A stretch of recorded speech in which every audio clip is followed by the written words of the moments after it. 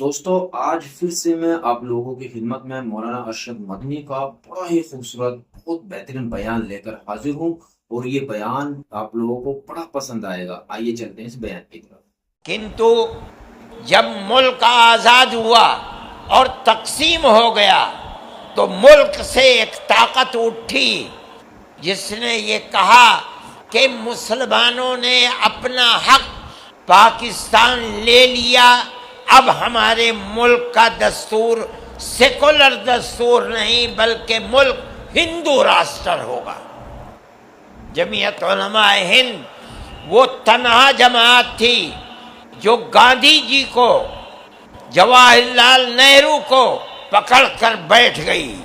ہم نے کہا ہم سے جو وعدہ کیا تھا، آپ کے ریزولیشن ہمارے پاس موجود ہیں، آپ نے ہم سے وعدہ کیا تھا کہ ملک کا دستور آزادی کے بعد سیکولر دستور ہوگا، اس وعدے کو پورا کرو۔ اگر ملک کی تقسیم پر دستخط کیے ہیں تم نے کیے ہیں، مجرم تم ہو، ہم نے ملک کی تقسیم کو قبول نہیں کیا۔ شریف لوگ تھے جو وعدے کیے تھے اس کے سامنے جھکے اور ملک کا دستور سیکولر دستور بنا۔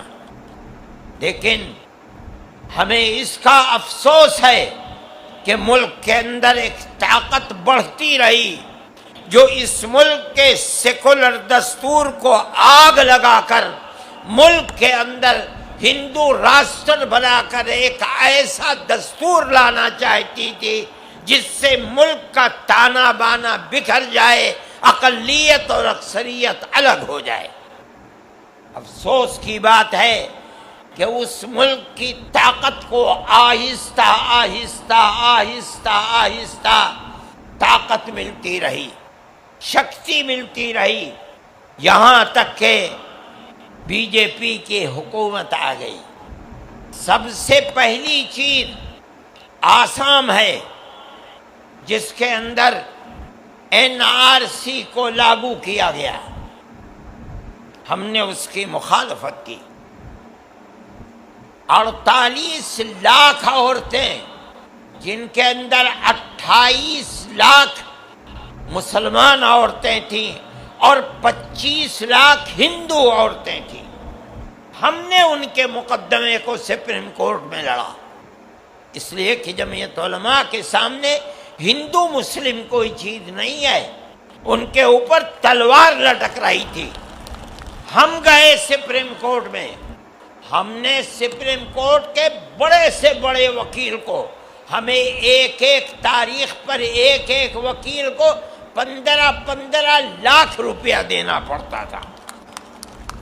ہم نے مقدمہ لڑا، ہمیں یہ خطرہ تھا کہ اگر ہم مقدمے میں ناکام ہو گئے تو ان 48 لاکھ عورتوں کا اور ان کے بچوں کا جو کروڑوں ہو جائیں گے ان کا ملک کے اندر بنے گا کیا؟ لیکن ہم اللہ کا شکر ادا کرتے ہیں کہ سپریم کورٹ کا فیصلہ 100% نہیں 101% ہمارے حق میں آیا۔